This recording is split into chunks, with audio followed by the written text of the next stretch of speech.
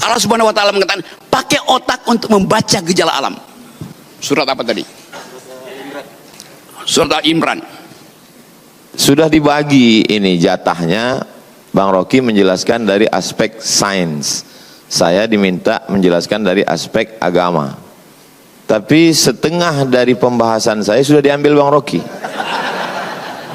Ada beberapa istilah yang sudah dia pakai. Saya hitung itu tadi. Yaumil akhir, siratal mustaqim, inna rabbaka labil mirsad. Itu. Dalam hati saya, ini kalau lama sedikit habis bahan saya ini. Dengarkan dulu akal sehat dari Bang Rocky, sehingga kita jelas alam ini mau diapakan Bang Rocky. Apakah alam ini menjadi manfaat atau mudarat? Bang Rocky yang akan menjelaskan secara sains dan filosof bagaimana memandang alam disampaikan oleh Bang Rocky. Bang Rocky, kami persilakan. Oke. Assalamualaikum warahmatullahi wabarakatuh. Saya antara bingung dan pusing. Bingung karena Polda yang urusannya dengan kriminal sekarang berupaya untuk menuntun kita masuk di dalam satu perdebatan yang sudah sangat panjang antara teologi dan ekologi. Dan itu membutuhkan kajian, bukan orasi. Saya kasih kajian di Sespim Polri, di Lemhanas. Tadi siapa yang pernah ikut kuliah saya di Lemhanas? Oke. Oh, yang ujung sana tuh. Pak Ino. Satu waktu tahun lalu ya. Oke, saya kasih kuliah di Lemhanas untuk menerangkan global security itu. Human solidarity, environmental ethics. Subjek-subjek itu ternyata hari-hari ini terhubung dengan keadaan kita di Riau, di Jakarta, di Pakistan, di India, di Eropa. Karena kita mengalami krisis yang sama akhirnya tuh. India kirim rudal ke Pakistan. Kita tahu India punya nuklir, Pakistan punya nuklir. Kalau terjadi krisis nuklir dan krisis itu berubah menjadi perang terbuka, pertanyaannya bukan bagaimana stabilitas politik di regional Asia, tapi bagaimana bumi memaafkan kemudaratan manusia. Apa akan dimaafkan oleh bumi? Karena setiap perang nuklir hasilnya adalah MAD, Mutual Assured Destruction. Hancur. Kita coba pahami itu dari perspektif ilmu pengetahuan dan berupaya untuk menuntun ilmu pengetahuan masuk dalam pertanyaan-pertanyaan eskatologis, pertanyaan-pertanyaan teologis yang ayat-ayatnya harus kita tafsirkan hari-hari ini. Tadi dimulai dengan ayat belajarlah dari aturan semesta. Karena itu diperlukan akal untuk memahami aturan semesta. Hal yang sama juga berlaku di dalam kebudayaan Melayu. Alam terkembang jadi guru. Satu kesetaraan epistemik. Quran, teologi mengajarkan kami sudah memberi tanda-tanda. Maka kalian harus berpikir. Jadi ilmu pengetahuan diselundupkan untuk memahami alam semesta. Diselundupkan melalui ayat-ayat suci. Karena bumi ini suci. Jadi kita mulai membayangkan soal itu. Dalam perspektif antropologi, kita anggap bahwa ya makhluk manusia ini sebetulnya hanya 0,00 sekian detik dari usia alam semesta itu. Usia kita mungkin baru 100 juta tahun yang lalu. Atau bahkan lebih mundur lagi. Karena catatan yang kita ketahui tentang manusia itu hanya ditulis di dalam kitab-kitab suci itu. Quran, Bible, Veda. Jadi kitab suci mencatat kehidupan manusia sekaligus peran manusia di dalam merawat atau merusak alam. Apakah bumi ini akan kiamat? Ada kepastian teologi di situ. Ada yaumil akhir. Ada penghakiman bagi mereka bahkan yang lolos meniti Shiratul Mustaqim tetap akan diuji. Jadi kalau kita katakan bumi akan kiamat, dunia akan kiamat, dari segi teologi kita sedang menuju ke situ. Akan. Tapi dari segi pengetahuan bumi ini memang pernah kiamat. Ketika supernova itu meledak kira-kira 4-5 miliar tahun yang lalu, pecahannya jadi matahari, sebagian pecahannya jadi bumi.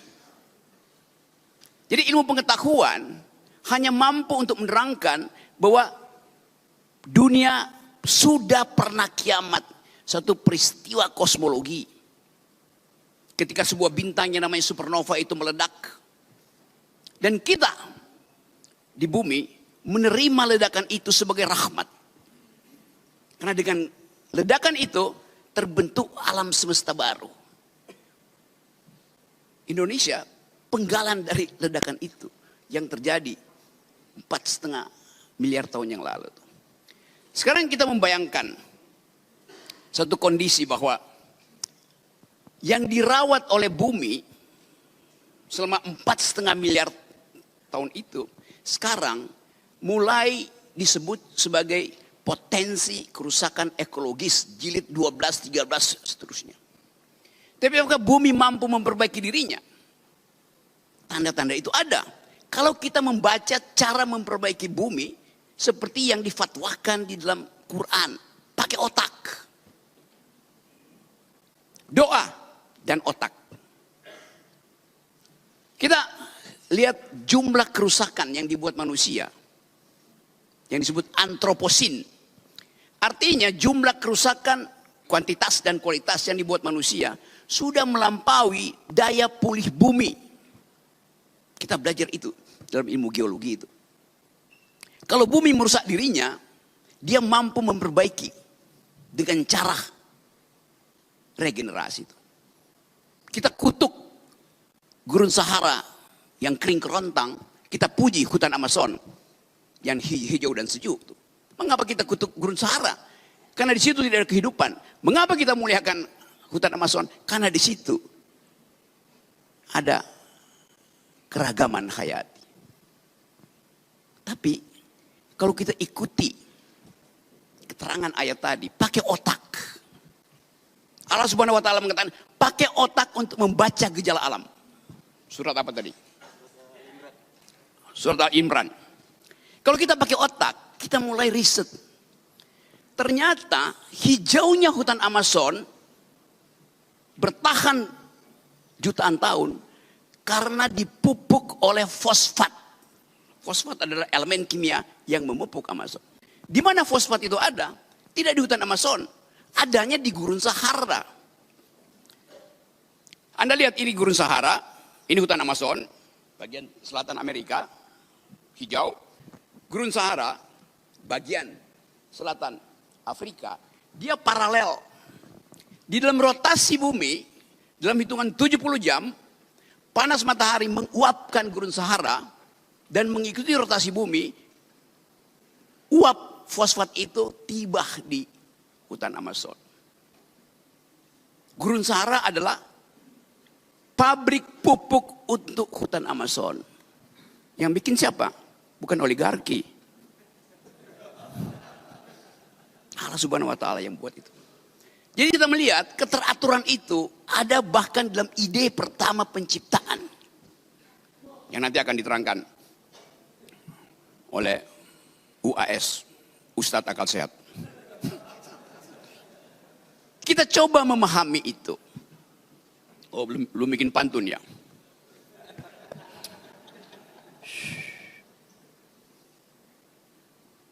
Bumi adalah rahim bagi kehidupan. Karena itu kita dalam bahasa Yunani disebut ibu bumi, Mother Earth, Gaia. Jadi bumi, setiap kali kita bertemu dengan perempuan, kita mengingat ethics of care. Karena hanya perempuan yang menghasilkan, apa namanya care bahasa Indonesia itu, kepedulian itu. Laki-laki berpikir secara rasional, lalu dianggap perempuan tidak bisa berpikir secara rasional. Iya, tapi perempuan mampu untuk mendeteksi sesuatu yang tidak bisa dibaca oleh rasional ilmu pengetahuan. Perempuan lebih dekat dengan teologi dibandingkan laki-laki. Kepekaan itu ada tuh. Perempuan, oke. Ada gurindam berjumlah 12. Menjadi sumber tuah dan marwah Melayu. Ustadz Somad sungguh berkelas. Karena istrinya Putri Nan Ayu.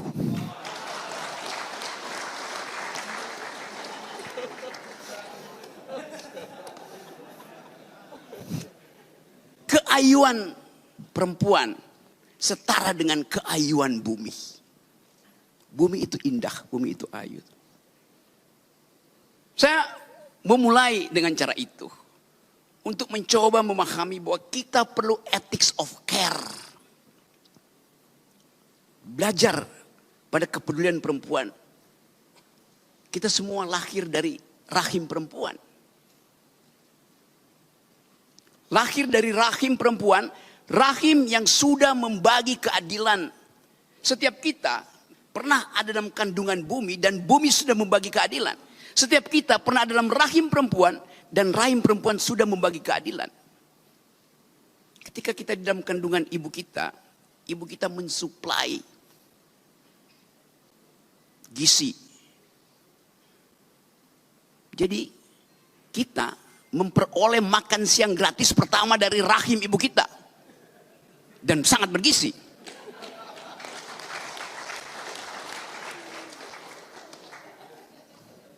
Semua kita lahir dari rahim yang bergizi. Hanya ibu yang mengerti kecemasan bayinya. Walaupun di sampingnya ada ayahnya yang lagi merokok. Itu rahim laki-laki. Yang isinya adalah arogansi. Setiap rahim laki-laki, apalagi yang ada di Senayan, mengincar rahim APBN. Berapa yang bisa saya rampok? Itu yang terjadi. Kita coba bayangkan bahwa kemuliaan perempuan menuntut keadilan. Sementara kebijakan publik sangat jarang memperhatikan hak-hak perempuan. Hak-hak bumi itu setara dengan hak-hak perempuan. Merusak bumi sama dengan memperkosa perempuan. Karena dia adalah ibu kita, ibu bumi. Dasar pikiran itu harus betul-betul tumbuh di dalam kondisi epistemik. Kecerdasan diberikan oleh bumi pada kita. Tapi kenapa kita mesti rusak? Karena arogansi. Keinginan untuk mengubah wants menjadi needs itu.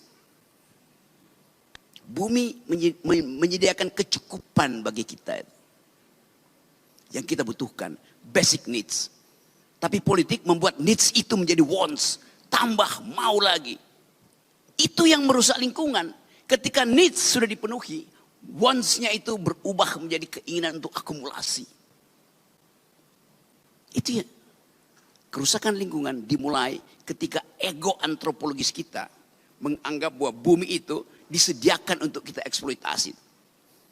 Nah, kerakusan itu yang hendak kita halangi hari-hari ini. Jadi sekali lagi, sering dikatakan bahwa perempuan itu adalah makhluk kelas 2. Karena dia dibuat dari tulang rusuk laki-laki. Jadi yang utama adalah laki-laki. Perempuan itu cuma diambil dari tulang rusuknya. Tapi ilmu pengetahuan menerangkan sebetulnya bahwa kalau perempuan sekedar dibuat dari tulang rusuk laki-laki, laki-laki dibuat dari apa?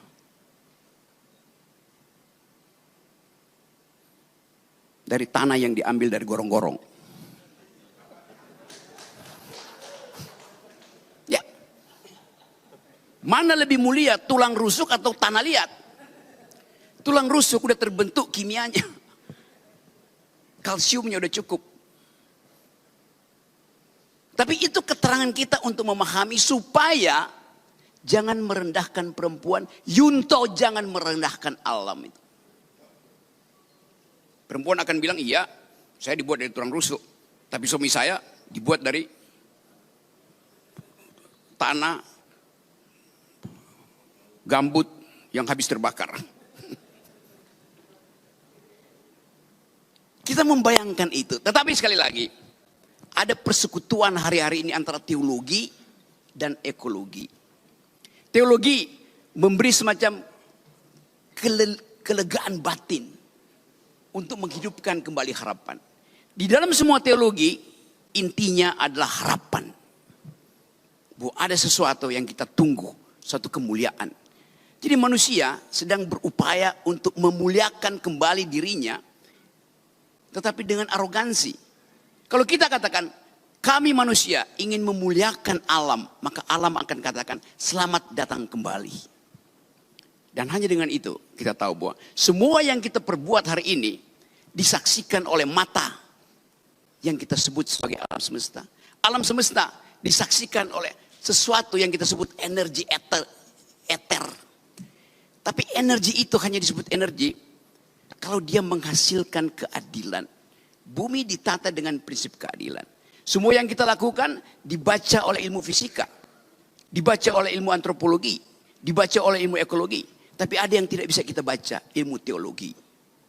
Inarabaka labil mirsad.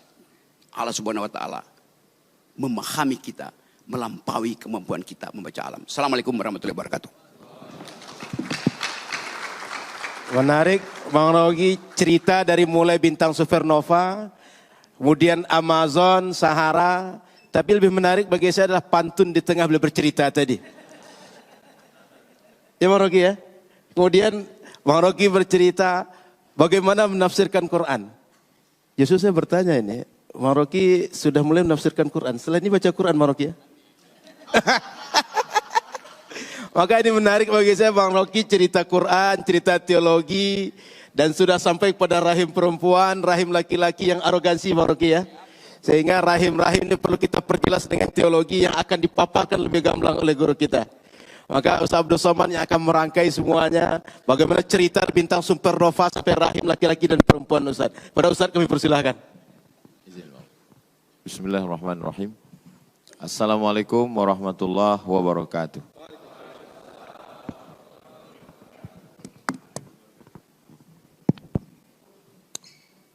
Alhamdulillah, Allahumma salli ala Sayyidina Muhammad wa ala ali Sayyidina Muhammad.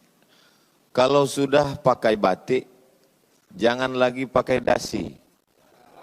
Kata Bang Rocky, ruangan ini cantik, bagus untuk resepsi.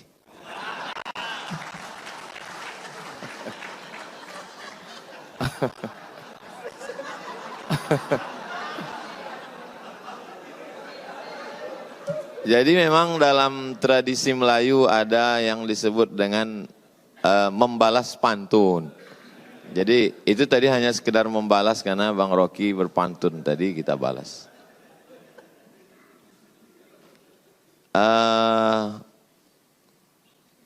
Sudah dibagi ini jatahnya, Bang Rocky menjelaskan dari aspek sains. Saya diminta menjelaskan dari aspek agama. Tapi setengah dari pembahasan saya sudah diambil Bang Rocky. Ada beberapa istilah yang sudah dia pakai. Saya hitung itu tadi. Yaumil akhir, siratal mustaqim, inna rabbaka labil mirsad. Itu. Dalam hati saya, ini kalau lama sedikit habis bahan saya ini.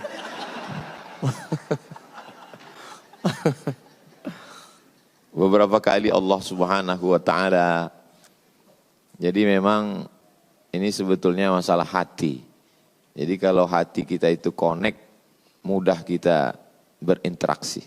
Mudah-mudahan kesatuan hati kita ini bisa untuk menjaga rahim alam ibu pertiwi, insyaallah.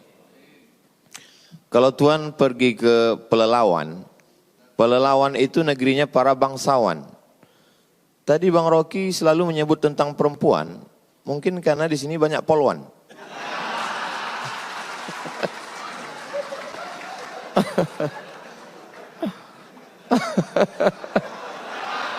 So sweet, so sweet. Baik, jadi saya urutkan karena saya diminta dari aspek agama. Pintu gerbang untuk masuk ke agama Islam itu adalah syahadat asyhadu an la ilaha illallah wa asyhadu anna Muhammadan Rasulullah. Tuhan itu abstrak, tidak tersentuh, tidak kelihatan, tidak berbentuk. Dalam Islam bukan fisik. Maka tidak dalam bentuk patung, bukan batu, bukan kayu dan lain sebagainya. Tapi Al-Quran menggambarkan bahwa iman itu kasyajaratin thayyibatin, seperti pohon kayu. Asluha sabitun, akarnya menghunjam ke tanah, wa far'uha fis sama, pucuknya ke langit. Sesuatu yang abstrak dalam Islam digambarkan dengan sesuatu yang kelihatan. Cinta itu tidak kelihatan. Bagaimana menggambarkan cinta? Maka mesti digambarkan dengan sesuatu yang kelihatan. Maka muncullah ungkapan, cintamu seperti air di daun keladi, setelah tumpah tidak meninggalkan bekas. Begitu biasanya orang yang kecewa. Maka dalam Islam iman itu digambarkan dengan pohon kayu. Kalau tadi Pak Gub bercerita tentang orang Melayu tidak bisa dilepaskan dari hutan, dari pohon kayu, ya logis, masuk akal, karena memang orang Melayu tinggalnya di tengah jantung Pulau Sumatera, memang dia begitu buka mata ngelihat pohon kayu. Tapi Nabi Muhammad SAW, dia bukan orang Sumatera. Dia tinggal di gurun pasir yang pohon itu sesuatu yang sulit. Tapi ketika cerita tentang iman, kaitannya dengan pohon kayu. Setelah masuk, setelah orang beriman, lalu kemudian bagaimana kondisi dia? Mathalul mu'min kamathalis syajar. Orang beriman itu seperti pohon kayu. Pohon kayu lagi. La yazalur rihu tumiluhu. Angin senantiasa membuat dia bergoncang. Jadi ketika orang sudah meyakini Tuhan, nanti akan ada goncangan-goncangan keimanan. Lagi-lagi dikaitkan dengan pohon kayu. Ketika pohon kayu sudah mulai berdiri, maka akan datang ada angin yang membuat dia bergoncang. Maka sabarlah seperti sabarnya pohon kayu. Lagi-lagi pohon kayu. Dari awal pohon kayu. Suasana hatinya setelah beriman seperti pohon kayu. Lalu kemudian dia mulai berbuat baik. Perbuatan baik apa yang bisa dia lakukan? Ma min muslimin yaghrisu gharsan yazra'u yazra'an. Kalau ada seorang beriman yang menanam tanaman, dia tidak sebut tentang sholat, zakat, puasa, haji, itu ritual. Tapi ada satu amal, menanam pohon kayu, kata Nabi, ma min muslimin yaghrisu gharsan yazra'u zar'an fayakuluhu tayrun. Kalau ada orang beriman menanam pohon kayu, lalu kemudian tanamannya itu dimakan oleh tayrun, burung, bahimatun, hewan, insanun, manusia, illa kanat lahu bihi sadaqah, maka itu sebagai sedekah. Makanya orang disuruh menanam pohon kayu depan rumah supaya apa? Supaya ada sedekah. Sekarang kita pergi ke rumah orang, lalu kita lihat di ruang tamunya ada pohon kayu. Tapi ternyata setelah kita dekati rupanya pohon plastik. Itu bedanya di Mapolda. Ternyata pohonnya asli semua.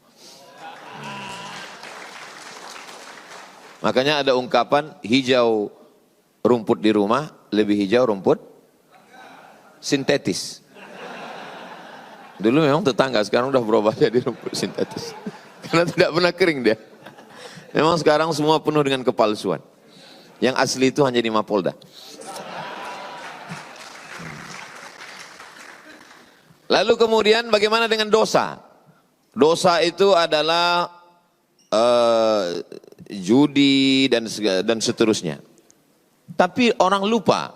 Nabi mengatakan, Man qata'a sidratan, siapa yang memotong satu batang pohon sidir.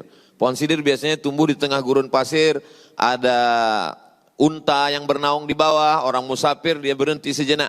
Siapa yang memotong sebatang pohon sidir, sawwaballahu ra'sahu finnar, maka kepalanya nanti akan disungkurkan ke dalam api neraka.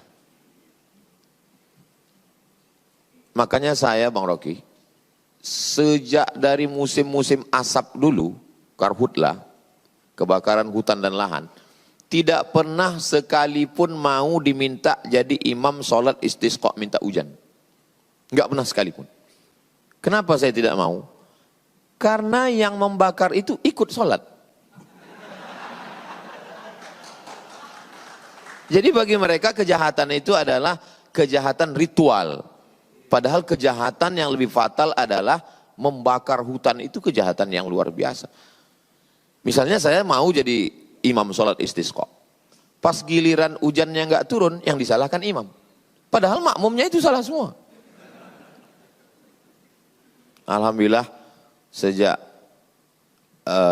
Kapoldanya pencinta pohon-pohonan, ini sudah hujan tidak berhenti turun. Alhamdulillah. Beliau ini Kapolda, ketua polisi dakwah. Lalu kemudian bagaimana dengan pahala? Pahala itu adalah sholat, puasa, haji, zikir, baca Quran, ritual. Ada sisi lain tentang pahala. Idza waqa'at ala ahadikumul qiyamah, kalau kamu sudah mau mati. Wa fi yadihi fasilah, di tanganmu ada bibit korma. Falyaghrisha, tanamkanlah. Kalau kita udah mau mati, untuk apa kita nanam kurma? Kita tidak akan pernah menikmati manis buahnya. Kita tidak akan bisa bernaung di bawah daunnya yang rimbun. Tapi kenapa kita disuruh menanam? Karena kita menanam bukan untuk kita, tapi kita wariskan untuk orang di masa akan datang. Kalau kita dulu mewarisi pohon gaharu, pohon cendana, sudah gaharu cendana pula, sudah tahu betahnya pula. Tapi sekarang apa yang kita akan warisi ke anak cucu kita? Saya masih melihat di dalam hutan Riau, orang Melayu memotong bahan batang pohon cendana gaharu untuk mencari gaharu yang ada di dalam. Sekarang sejauh mata memandang kita masuk ke dalam, tak jumpa cendana, tak jumpa gaharu, yang jumpa brondol sawit. Makanya itu saya simpan Bang Rocky, Pak Kapolda, Pak Wakapolda, Pak Gub, sahabat-sahabat semua. Di rumah ada saya simpan, ini batang gaharu, ini gaharu saya simpan, itu ada satu lemari khusus gaharu saja. Supaya saya bisa bercerita ke anak-anak saya, dulu di hutan ini ada namanya pohon gaharu dan inilah dia. Kalau ditanya mana dia sekarang, dia nasibnya sudah sama macam dinosaurus Jurassic Park. Sudah tidak ada lagi wujudnya. Jadi memang menanam adalah bagian daripada amal soleh. Selalunya amal jariah itu adalah sodakoh. Tapi dipandang dari lain, ketika kita sedang menanam, maka sesungguhnya kita sedang mengalirkan amal jariah yang mengalir. Makanya tidak boleh mencabut tanaman di atas kuburan. Kalau sekedar merapikan, membersihkan boleh. Kenapa? Karena Nabi Muhammad SAW mengajarkan bahwa pohon-pohon kayu itu bertasbih. Makhluk langit, planet, bulan, bintang, Neptunus, Merkurius, Pluto, Mars. Makhluk bumi, kita semua. Ketika Tuhan bercerita tentang makhluk langit dan makhluk bumi, dia pilih dua perwakilan. Untuk makhluk langit, dia pilih bintang. Untuk makhluk bumi, dia tidak pilih kita. Dalam surat Ar-Rahman.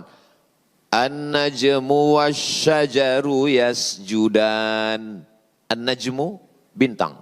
Wasyajaru, pohon kayu. Yasjudan, kedua-duanya bersimpuh sujud bertasbih kepada Tuhan. Kenapa tidak dikatakan bintang dan manusia? Kenapa untuk bumi ini yang mewakilinya pohon kayu? Karena pohon kayu lebih jujur daripada manusia. Lalu kemudian ketika kita bersaudara, maka persaudaraan itu seperti pohon kayu. Mathalul mu'minin kamathalil asjar. Persaudaraan orang-orang yang percaya itu seperti pohon kayu. Bagaimana pohon kayu? Pohon kayu kalau sendirian, datang angin kencang dia patah. Tapi kalau pohon kayu itu bersama-sama, beramai-ramai, kita lihat bagaimana hutan akasia. Sekencang apapun angin, dia tidak akan patah. Kenapa? Ketika angin datang dari sini, dia ditolong oleh yang sebelah sini. Datang dari sini, ditolong di sini. Dan saya merasakan itu. Ketika saya dibully, diejek, dicaci maki, ada pohon kayu yang menolong saya. Yang memberikan nama lain bahwa UAS itu bukan Ustadz Abdul Somad, tapi Ustadz Akal Sehat.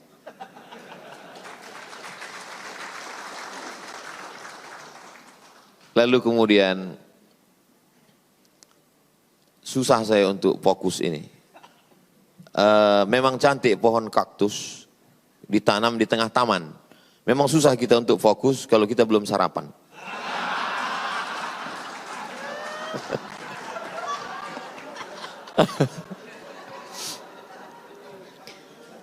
Kalau kita bersedekah pahalanya banyak. Ya, namanya banyak itu kan unlimited. Banyaknya berapa Ustaz? 1000, 100, 200. Lihat bagaimana Allah ingin menggambarkan kita tentang banyak. Mathalul ladzina yunfiquna amwalahum fi sabilillahi kamathali habbah. Orang yang berbuat sedekah seperti menanam satu biji. Ambatat sab'a sanabil. Satu biji ini akan menumbuhkan 7 cabang. Wa fi kulli sumbulatin mi'atu habbah. Dalam satu cabang ada 100. Satu biji pecah keluar 7 cabang. Satu cabang ada 100, 200, 300, 400, 500, 600, 700. Maka disebut dengan sab'atu mi'ati dha'fin, 700 cabang. Lagi-lagi pohon kayu. Makanya Nabi Muhammad bukan pohon mawar yang tumbuh di tanah yang subur. Kalau ada tanah yang subur mengeluarkan mawar, biasa. Tapi kalau gurun pasir kering kerontang mengeluarkan mawar, itu baru luar biasa. Seandainya Nabi Muhammad itu lahir di sungai Nil, lalu kemudian ibadahnya banyak menggunakan air. Wuduknya air, mandinya air. Biasa, karena dia tinggal di tengah sungai. Tapi dia tinggal di tengah alam yang susah mendapatkan air. Seandainya Nabi Muhammad itu tinggalnya di Pulau Sumatera, di Pulau Amazon, lalu kemudian di hutan hujan yang rimbun, lalu dia banyak bercerita tentang pohon kayu. Biasa. Tapi ketika dia orang gurun pasir, Arab Badui, bercerita tentang pohon kayu, itu salah satu bukti bahwa omongannya itu bukan berdasarkan lingkungannya, tapi itu datang dari Allah. Wa ma yantiqu 'anil hawa, dia tidak bicara mengikut hawa nafsunya, bukan pikirannya. In huwa illa wahyun yuha, tapi datangnya dari Allah Subhanahu wa taala. Saya ketika membaca itu menambah keyakinan saya, oh ini bukan dari lingkungannya, karena itu bukan tempat tinggal dia. Yang dia bicarakan itu adalah sesuatu yang di luar dari tempat tinggal dia. Jadi kalau hari ini kita sebagai orang Melayu, sebagai orang Sumatera, kita masih ada kesempatan untuk menjaga Riau, khususnya Bumi Lancang Kuning ini dengan program-program penghijauan, penanaman. Tidak bisa hanya sekedar dengan slogan, mesti action nyata. Maka saya kira tidak hanya dari pihak kepolisian, semua departemen, dinas, kehutanan. Dulu banyak saya lihat beberapa baleho di kantor-kantor, one man, one tree. Satu orang, satu tanaman. Ada satu Bapak KUA, Kepala Kantor Menteri Agama juga begitu. Kami langsung action Pak Ustadz. Yang nikah bawa 1 pohon, yang cerai 2 pohon. Jadi memang mesti action nyata. Dan insya Allah kalau ini kita amalkan, kita bisa melihat Riau hijau kembali dan alam sehat kembali. Sehingga rahim Ibu Pertiwi ini melahirkan oksigen yang positif dan kita bisa hidup nyaman, tentram. Dan kita semuanya menjadi orang-orang yang dari aspek agama menjaga lingkungan. La yabulanna ahadukum fil ma'id daim la yajri. Tidak boleh, maaf, tidak boleh kencing di air yang tidak mengalir. Karena akan ada orang yang mengambil air untuk minum, akan ada orang yang untuk berwudu. Tidak boleh kencing di air yang tidak mengalir. Kalau di air yang tidak mengalir saja tidak boleh dibuang limbah pribadi, apalagi limbah pabrik yang dibuang tidak hanya mematikan sungai, tidak hanya mematikan ikan, tapi sampai cucu cicit ikan itu mati. Dulu mereka memancing, dulu mereka hanya menangkap, sekarang disetrum, dibakar, dihancurkan. Makanya dalam Quran dikatakan zaharal fasadu fil barri wal bahri. Kerusakan sudah terlihat fil barri di daratan wal bahri di lautan bima kasabat aydin nas akibat tangan manusia. Sejahat-jahatnya gajah dia hanya bisa mencabut pucuk sawit paling 5. Sejahat-jahatnya badak dia paling bisa menanduk 1 pohon kayu. Tapi manusia dia tidak pakai kampak. Dia tidak pakai tanduk, dia tidak pakai cula. Dia cukup dengan tanda tangannya habis 600.000 hektar. Dengan ujung jarinya. Lalu tangan yang sudah menghancurkan hutan itu dipakai untuk mengangkat kepada Tuhan. Ampunkan dosa kami yang Tuhan. Kira-kira apa kata malaikat? Kau bercanda apa serius?